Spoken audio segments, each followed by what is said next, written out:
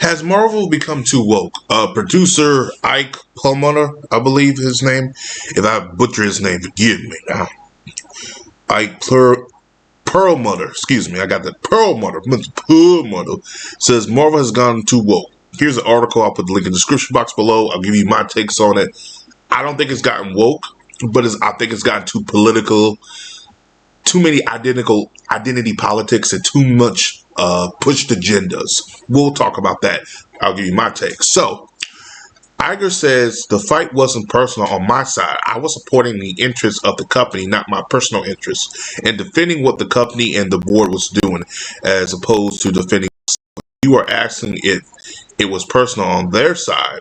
Perlmutter would probably say no, but I think if there was probably a degree of personal animosity there. We closed the Marvel office, and it did result in Ike leaving the company, but I am not going to. So, Mr. Pearl, on Marvel, and it kind of Marvel Studios, Marvel Animation. So pretty much all of Marvel is running through studios. So that means all of everything that's done by Marvel is hold on a second, excuse me right here. Y'all didn't see all this here. Right here, let me fix this in the corner. I thought I got this fixed. Sorry about that. I'm sitting here. I thought I got all this fixed here. You seeing all these damn stuff. It is what it is. So, anywho, they close all Marvel Entertainment. So, like Marvel Studios, Marvel Television, Marvel Animation, everything Marvel is now under one umbrella, especially now since the acquisition of the buyout with Fox. Everything goes through Kevin Feige now. And Mr. Perlmutter was running Marvel Entertainment. Here's my thing. I feel there's two sides to every story. I do believe Marvel has gotten too far from what they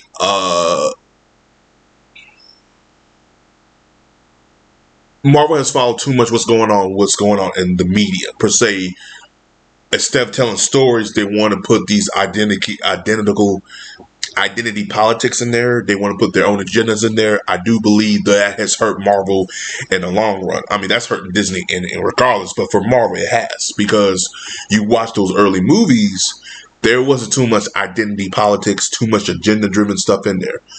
In these comics, these films, like Captain America: Winter Soldier is a spy espionage. It's his own little thing.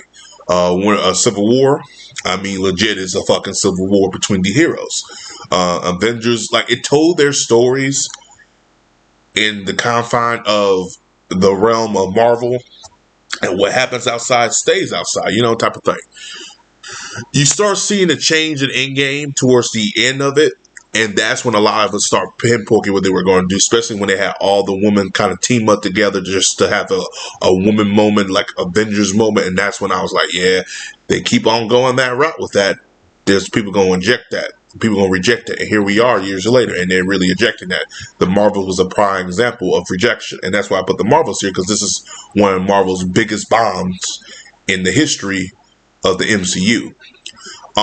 You can play a lot of that on streaming. You can play a lot of that on mismanagement. It's more of pushing a agenda of telling us we got girl power. It's like, well, look, we know who Marvel has these great heroes. Just focus on that.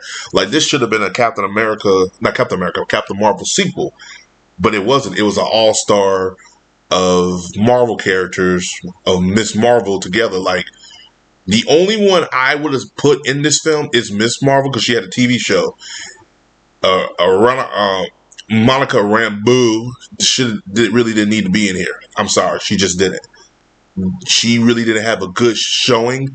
Now, if there was a season 2 of Miss Marvels, put her in the season 2 of Miss Marvels. But, like I said, they really didn't plan it out. And that's kind of why the film bombed the way it did. And plus, a lot of talk about the film didn't really help it either. But I do believe the woke argument is like, I can see where people are coming from, but I do also believe that Marvel has done a lot of damage of not telling stories. And then say what you want about Ike Perlmutter, he was there during phase 1 and phase 2 of Marvel building these great stories to Endgame. So he might have had an understanding of what works and don't. Now, there's stories coming out that he said Black Panther would have worked in film. I don't know if that's true or not. If it is, he was wrong about that. Now, the sequel didn't work because of the main character, T'Challa, not being there. And that it really hurt the film. Because the first film, everybody loves it. I thought it was a good film, but it ain't no Blade. You know what I'm saying? Blade is the shit. And that's just me. But yeah, that first film made money. It's arguably one of Marvel's biggest standalone films to date. I mean, there ain't too many films can get an outing of $1 billion. People are like, well, Captain Marvel did. Oh, Captain Marvel was between the Avengers. That's kind of why it did pretty good. I think it was before Endgame. I believe so. So that's kind of why people thought, oh, we need to watch this film before Endgame. And that's kind of why. And they did a great job of that.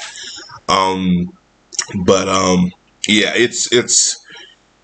it's sad that it's gotten to this point where now people in the studio are calling out certain things Marvel's, but this is like this. And Bob Iger's like, oh, it's not personal. I'm like, you kicked the man out of his job. You said he wasn't doing this. I understand there was beef between him and Kevin Feige. You gave Kevin Feige the realms, the keys to the kingdom, and lately he has pretty done a bad job running the kingdom because they are not made. But that's just the whole Disney motto itself. This is not just a Marvel thing. This is a whole Disney thing. The route they're going has been bad. And I saw one dude post a video. Yeah, these racists and bigots, and the guys are businessmen. They're looking at the dollar signs. Their money is getting low. That's all they're looking for. And you can't really get mad at them for that. If you're a board member and you're trying to figure out what the fuck is going on with my money, and you're saying this and that, and we've seen the returns, and they know what's going on. For them to make it this public, like, oh, we're taking some of the board seats and stuff like that, that means we're losing money. It would have got to this public. They wouldn't be saying all this. They wouldn't take control because, again, Bob Iger had to control the company. Everybody was fine. Money's being lost. And that's why they're doing what they're doing. That's how every business is. If you're making billionaires and millionaires lose money, they're going to say something. Because they see what you're doing ain't working. Now, the route they're going is not the smart route. Because they're now making themselves public enemy number one. And again, the media doesn't help the situation either. My stance on this, and I keep telling you this, my stance on this whole thing is that Marvel needs to figure out what worked to see, not season 1, but phase 1 and phase 2, and go back to that. And again, I think a lot of Mr. Perlmutter was the reason that it was successful. Because if you go back, when he was having a feud with Kevin Feige, guess what else was coming out at the time? Marvel Television. Guess what else was doing well critically in Marvel Television? Netflix, Punisher, Jessica Jones, Luke Cage, say what you want. Iron Fist, to a certain extent, but I'll take Iron Fist over the fuck we got with Secret Invasion. So those are things that if you look at it, so they were actually doing some good things. Except the Inhumans. I don't know what the fuck they thought with that one, but that's neither here or there. But yeah, so you kind of get a gist of what's going on. And it's just Marvel need to figure out if Perlmutter was the one who really if he was the one, the brainchild behind his phases and television, they didn't bring him back. Because whatever he did worked for me. Like, I was really enjoying Marvel content back then. I am not enjoying it now. I think every television show they have done since X-Men in 97 has been utter garbage. And X-Men 97 is a sequel to a 90s show. A 90s show. And people love it. And people are like, oh, well, it's because it's an animation show. No, it's a show that follows the comics from probably the best time to be an X-Men fan. Best time. So, that's where I come from as a fan's point of view. But I see where these big businesses, these big guys, and the big suits and ties come from. Because again, if you put money into something, you want to see an investment, and you see an investment, and it's going down the drain because the person you put into this centerpiece to control it, he's going this direction to fit the agenda driven stuff, the media propaganda. It ain't working. And like I said, identity politics is what's killing Hollywood. And I think people are not. Hollywood is at a point now where they need to go back to what made Hollywood great: tell stories, be different, be innovative. The superhero genre is not what it was 3 or 4 years ago, not even 5. So what happened in 2019 won't happen again. Movies that will make $1 billion probably won't make $1 billion no more. I don't think another Black Panther is going to make $1 billion. I don't think another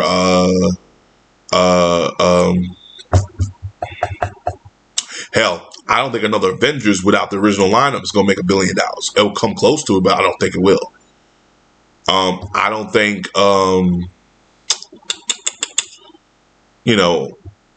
I don't think the next Captain America is going to make $1 billion without Chris Evans. Like I said, people are looking at these contents now, and they're taking their time because the economy's different. So you got to go read the room. If people are not paying this money for theaters, do your best to duke out not enough content, but duke out a little. Just duke out good content, and then people will come see. Why do you think Godzilla -1, a film that was lower than $10 million, brought in $100 million? That is amazing. Toei made a lot of money. Not Toei, but Toho made a lot of money. But it's just people telling me all the time, like, well, Johnson, it's not that bad. It's bad. It's bad to the point that when I'm watching it, I feel like someone's telling me I need to, they're sending me a message. And nobody don't want to be preached to in the movie because they already get preached to that in life. They don't want that. And I see there is problems going on in Marvel. They just need to fix it. And that's all I got to say on it. As always, like, subscribe. Peace, have a Johnson day. Do you think Marvel is woke? Do you think Bob Iger's comments about Perlmutter is true? Do you want Perlmutter back, or do you want Bob Iger to stay around and continue what the fuck he's on? Me, I think I want Iger out.